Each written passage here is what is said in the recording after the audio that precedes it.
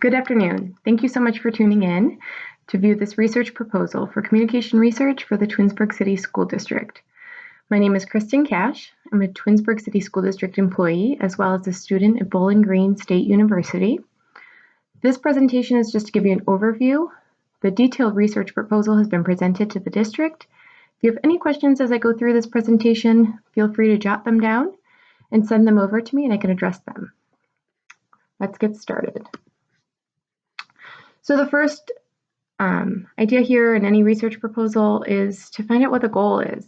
So the main goal here is to have a clear understanding of communication preferences, and not just for the parents of students in the district. It's also for community members who live within the school district. And so we're not just talking about do they prefer email or text messages, but to really dig into what they prefer for all kinds of messages. Do their preferences change depending on the messages that are being presented? Do they have a preference for frequency? We really want to get into the nitty-gritty here and really start to understand how we can best communicate with both the parents and the members of the community in the Twinsburg City School District.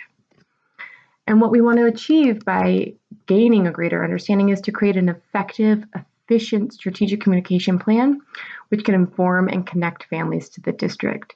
We really want to make sure that we're driving home the messages that we want to convey, and that we're making sure that they're being read and that they're getting to the people we want to get to. So what will be the benefit of the Twinsburg City School District? So according to a report by the U.S. Department of Education, involved parents and guardians are vital to the success of students. So connecting parents to what their students are doing can help ensure student success, but also connecting community members can help garner support when school districts are going for levies, and making sure that we're keeping everyone on the same page. We're making sure that we are controlling the messaging, that we as a city school district are informing the parents in a way that is effective and in a way that benefits the district as well as the students and the community members.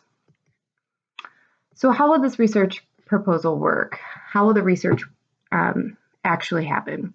So it's a multi-pronged approach. It will include content analysis, web analytics, a review of current email campaigns, specifically open and download rates, and the bread and butter of the research is a survey. So we'll get more into detail of what each of those look like here in a minute. So the content analysis. So content analysis is a thorough review of all media within the past 18 months. We're going back 18 months for a reason. Being a school district, most of the media that has come out from the district, not all of it, but a lot of it has been really heavily focused on what we're doing as it relates to the pandemic. And so we want to get a feel for what that looked like even before the pandemic as well. So we can just really get a good view of what a normal, I hate using that word, but a normal average school year looks like, and also what things are looking like as we work our way through this global pandemic environment. So we'll be looking back through 18 months of all media. We're talking about news stories, newspaper articles, things like that. And we're going to review all of that content. We're going to look at where things have been running, the tone of the stories. We're going to look at what the topics were. We'll look at even the authors and the reporters who are running stories to see if there's anybody who runs a lot of stories about the Twinsburg City School District, or one medium that runs more than another. Are we getting a really good saturation? Are we getting good representation? Are we focusing our attention in Summit County? Are we getting news coverage even in Cuyahoga County? We're going to really take a look at where all of that content is driven and see where we're really strong and see maybe where we need to improve, see if they're positive stories, negative stories, if there are negative stories, where those generate from. So that's really what a content analysis will do for the school district. So as I was mentioning, the results will show strengths of the current strategy and also highlight areas that we can focus on. moving forward in any kind of media strategy that we might take on. Website analytics, we're going to review in depth all website traffic. So what this does is takes a look at unique visitors. We'll be able to see where people are spending the most amount of time, how they're navigating the page, where they're coming into our page from. Are they just typing in Twinsburg City School District? Are they linking from somewhere else? Are they finding what they're looking for? We can even, see how they're navigating and see how many clicks it takes before they find what they're looking for and then navigate away from the page. So we're really going to get an idea of how people are using our website.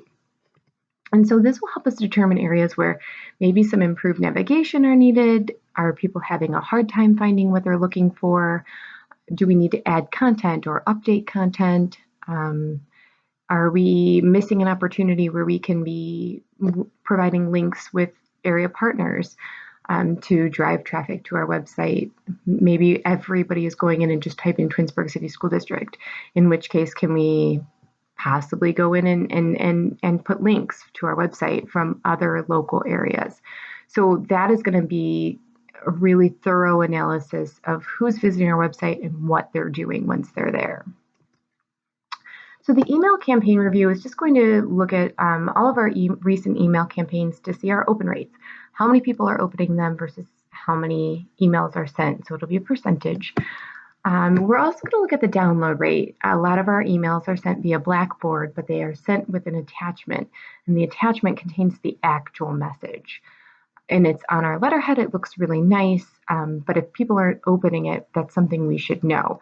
So that's just something that this review will tell us. And if everybody's opening it, terrific, it's working for us. If we're losing people, they're opening the email but not downloading the attachment, then that's something we also want to make sure that we're cognizant of as we're preparing emails with information for our families. So that's what this review will see. It's pretty simple. This is something that we should really be doing on a regular basis anyway. So this is also another thing that maybe some emails and subjects have a higher open rate than others, and something else we should be aware of and may or may not support the survey results. So that's something that'll be really interesting to see. So now let's talk about that survey. I mentioned it's the bread and butter. So it will give us the most information. What I'm proposing is that we focus on current district households, but also seek feedback from non-student households. Really try and get an idea of what those households that do not have students in the city school district are looking for from a communication standpoint. Do they want to know what's going on in the district? And if so, what kinds of information are they looking for? And how do they want to receive that? So the email survey will have it will be online. It will have an email invitation sent to district families with the detailed information about what the survey is and what we're trying to achieve and who's running the survey. And then we'll mail a similar letter invitation for participation to non-district student families with an invitation to participate. So it will collect demographic information, so we'll know who is responding, and it will also, the goal is to have a variety of age groups, especially in that group outside of the school district families and those non-district families, those non-student families.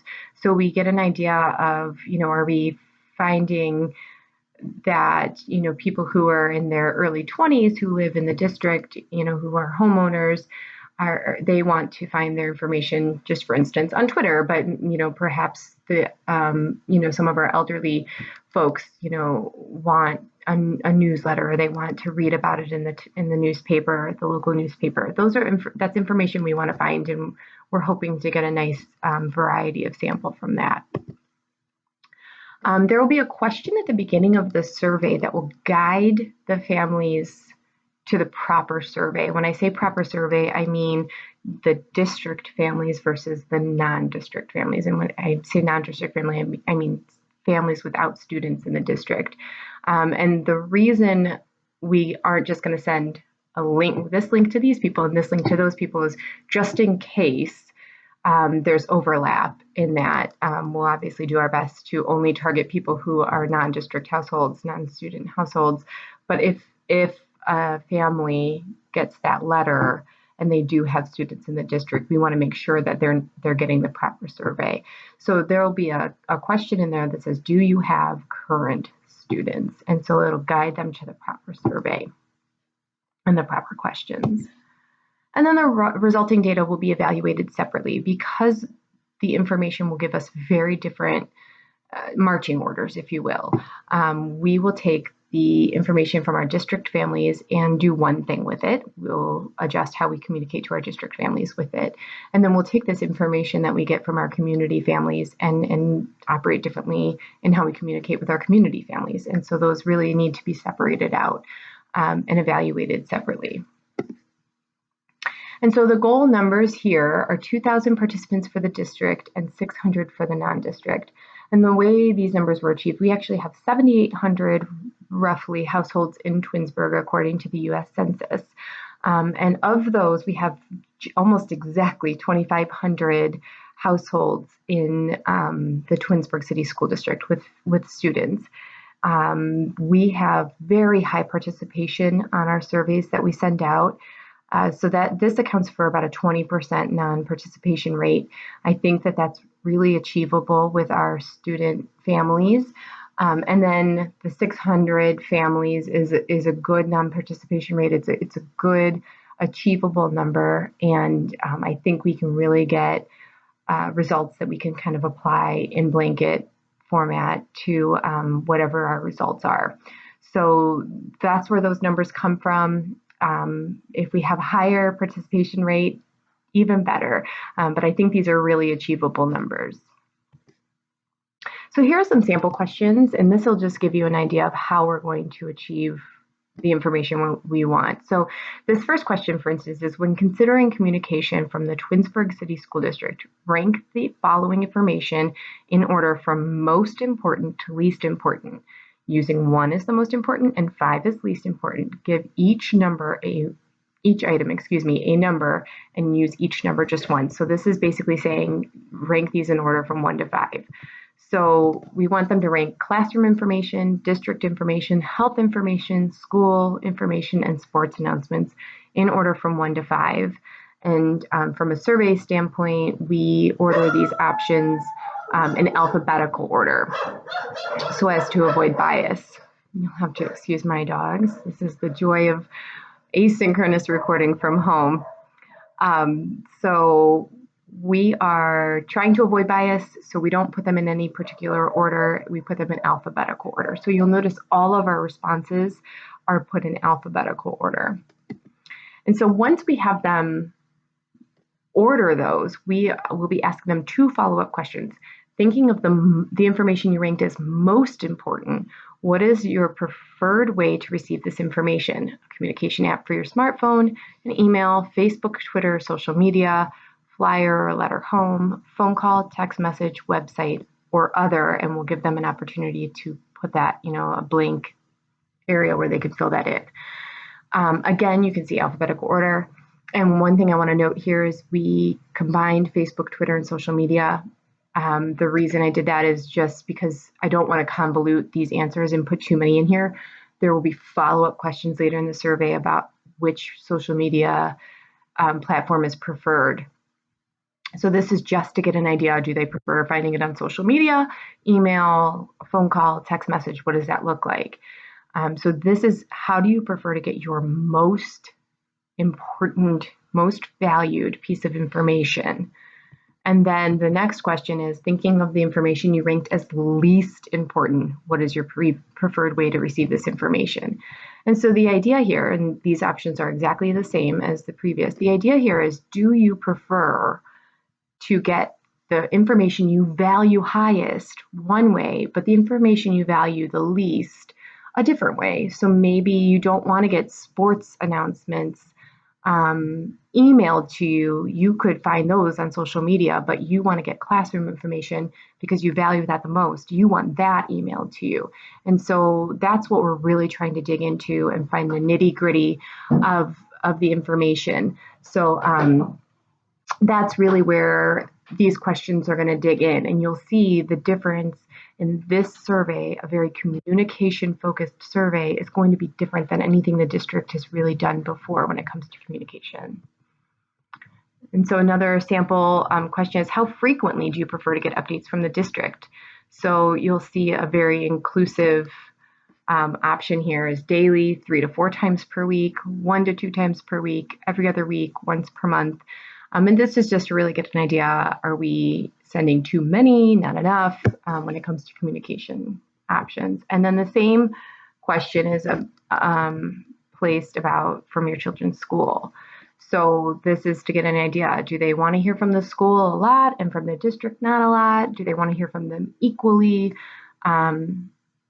Is it vice versa? They want to hear from the district a lot, but not the school. So we just really are trying to get an idea of what this looks like for the families. So really, again, trying to get into the nitty gritty of communication preferences. And then this is one that we're just hoping people are honest. It's something that with all surveys, you just have to hope people are honest, but do you read every communication or message that comes to you from the school district, yes or no? And then if no, basically asking why. And so the question is phrased in a way that says, can you please briefly share why you may not always read the communication that comes to you from the school district? It's phrased in a very gentle way, hoping to kind of ease them in, to feel comfortable to answer. But we want to know if there's a reason. Maybe it's not always applicable. Maybe they don't always have time. Maybe they just felt inundated. Maybe they just didn't click on the attachment. What is the reason? Why aren't you reading the communication? And so again, we're really relying on people to give us an uncomfortable truth, because parents don't always want to say, I don't read everything that the school sends me. But we're really hoping that they do. And then this is one that, the Twinsburg Schools today is a really amazing program. And what we want to do, this is just an example of something that we do as a district. We want to make sure people are seeing it. So this is just that pulse check of, are they seeing it? Have they watched it? Do they know about it? So are you familiar with the program Twinsburg Schools today? It's just one example, and we can always add more examples of other communication programs that we have in place. This was just a really good one that gets done monthly. Just really great information, just a really great connection to the district. So it would be nice to see if people are aware of it. So the response options are, I have heard of it but never watched it. I have heard of it and watched it. I have not heard of it. So this is just kind of a pulse check, gut check. Do parents know about the program? So here are some questions for non-student survey. So this is very similar to the last survey, when considering communication from the district, rank these in order. But you'll see that they're a little different, the options, because someone who doesn't have a student in the district obviously cares about different things. So district information, fiscal information, health information, planning information, or sports announcements. And then they're asked the same thing, to think of the most important thing you ranked. Oops, sorry about that. And rank them in order rank them in order, and then use the most important thing they chose and how you prefer to receive the information. And then the next question is, think of the least important thing and rank them in order. And again, you can see the options are different: email, social media, newspaper, or the Twinsburg City School District website, or they have an opportunity to give us another option. And then this is trying to get a feel for, are people who are not part of the district but live in the community using our website? So this is asking them, have you visited the district website for information?